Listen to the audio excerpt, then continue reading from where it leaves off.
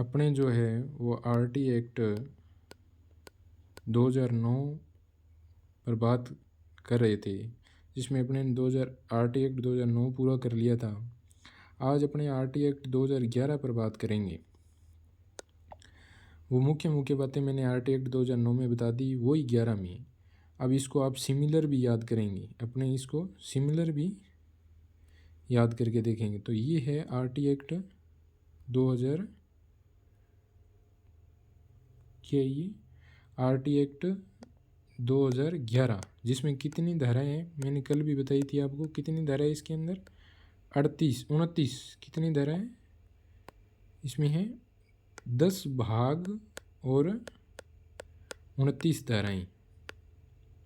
ये प्रश्न पिछली बार रीट मेंस में आया था।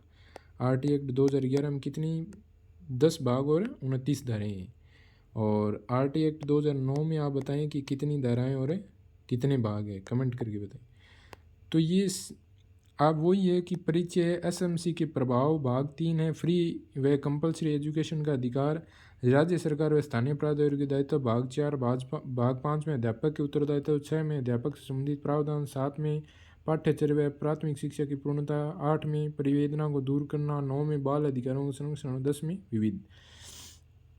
1 में नाम और परिभाषा है, 3 में एसएमसी का गठन व कार्य है। जो आरटी एक्ट 2009 में कौन सी धारा में ये बात 21 में कही है, ये मैंने सिमिलर करके लिखा है।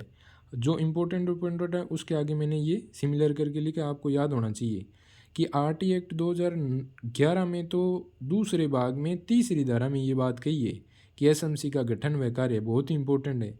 जबकि आरटी एक्ट 2009 में किस में की है? धारा 21 में ये बात कही हुई है।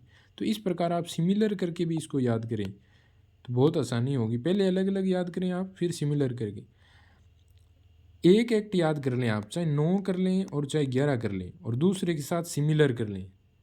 ठीक है, जैसे मैंने 2000 एक्ट 9 याद किया तो मैं जो 11 में जो है 9 की बात है वो उसको साथ सिमिलर कर दूंगा तो 11 भी याद हो जाएगा। इस प्रकार से याद करें। चौथे में है एक धारा 4 में है कि एसएमसी की कार्यकारी समिति, और धारा 5 में है एसडीपी, जो उसमें धारा 22 में है विशेष प्रशिक्षण देना बच्चों को आयु अनुसार प्रवेश। एरिया लिमिटेड स्कूल की जो बाउंड्री है वो लिमिटेड होनी चाहिए, ये धारा 7 में। राज्य सरकार और स्थानीय सरकार के कार्य है 8 में। 9 में हाउस होल्ड सर्वे है।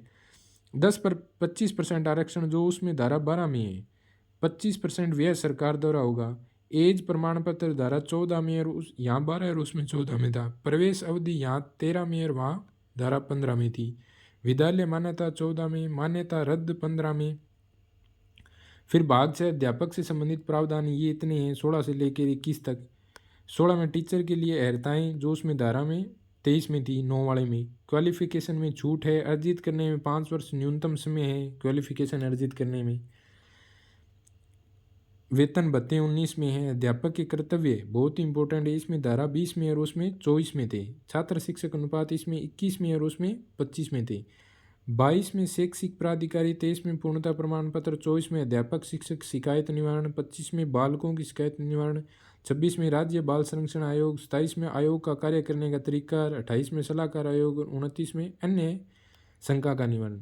तो आप मुख्य तो जो मैंने धारा एक तो ब्रैकेट में लिखी हुई ये धारा आप मुख्य तो इनको तो याद रखें ही रखें कम से कम। तो ये अपना 2009 आरटी एक्ट क्या है अपना 2009 और 11 कंप्लीट होता है। तो धन्यवाद।